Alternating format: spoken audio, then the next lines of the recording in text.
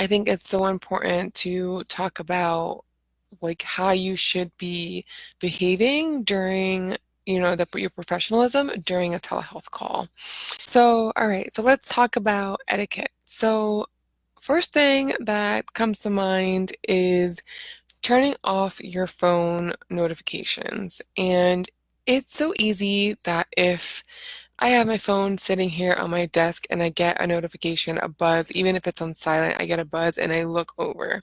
The minute I look over, I've totally lost engagement with my client. Like they lost me or I lost them. I missed something that they did and I really need to have my full attention. I watched somebody's live, I can't remember who it was.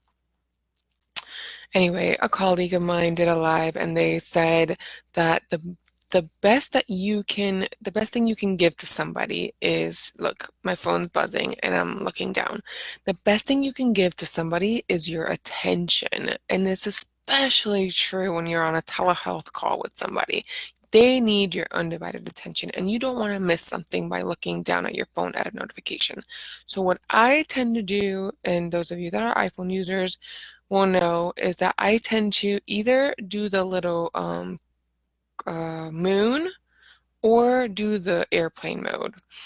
And I kind of try to not do the moon unless I'm expecting something urgent because the moon still sends me like a notification and lights my phone up. So maybe I have it set up wrong, but the moon silences everything, but airplane mode really stops anything from coming in.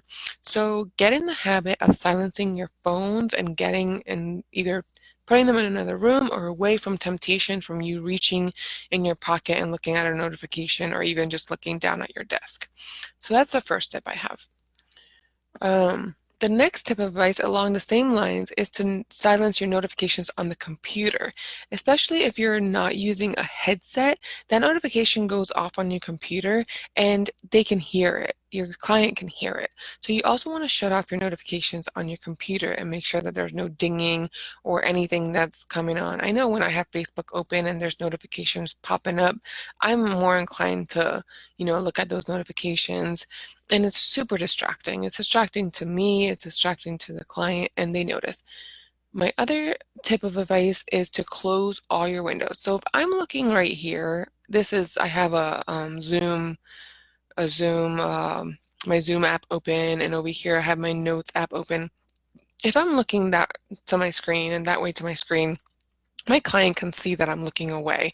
Or even if I'm intently staring at like a link that I have opened up and my eyes are now closer to the eye hole of the camera, people can still see like, oh, I'm focused, I'm looking at this, I'm looking at YouTube, and my eyes are shifting left, right, left, right, left, right, while I'm like tracking something on my computer instead of just paying attention to what they're showing me. And it's super obvious that I'm distracted, and it's super obvious when someone's not paying attention. So those are the three things that kind of go hand in hand when I think about etiquette. Some of the other things that I advise people to do is to have a clean space behind you, nothing that's too distracting. I've set up and I have a couch and, full disclosure, my girls come in and we'll throw something in there and I have to make sure before I start my session that it's all cleared. As you can see, my desk is clear. Full disclosure, like where you can't see, I have a mess, and over here it's not as tidy as I want it to be, but what's in the screen and what my clients can see is very minimal distraction. Another advice that I have, which I don't always do, but because my wardrobe is limited, but is to wear like a solid color shirt, something that, kind of blends in with your environment so it's not too distracting again to the client. Um, Okay, what else?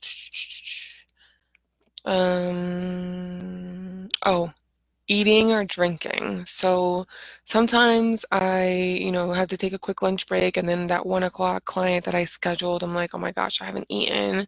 And, I set my food over here, and it's so tempting to just like eat while they're talking or while they're going to go get something. And it's like, you wouldn't eat if you were in a clinic with your client. You wouldn't eat if you were at home with your client. So don't eat on your telehealth calls. I say it's okay to take a sip of water, but if you can avoid it, if you're doing a lot of talking, you may need to take a sip of water, and I do drink water in my sessions, but if you can avoid it, again, it's a distraction, and it's just kind of rude to like take a sip of water or take a bite to eat while you're doing your telehealth sessions.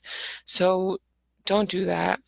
Um, my other tip, which I mentioned in another live, which I titled this like pants and what else. You have to wear pants. The pants that I'm wearing today like may kind of look like pajama pants, but they're casual um, pants and they're pretty comfy. But I knew I wasn't going to be standing up today. Even so, like try to dress for as if you're leaving the house. Put on shoes, put on pants. Don't try to get by with wearing pajama pants and rolling out of bed and doing your telehealth sessions because your clients can tell.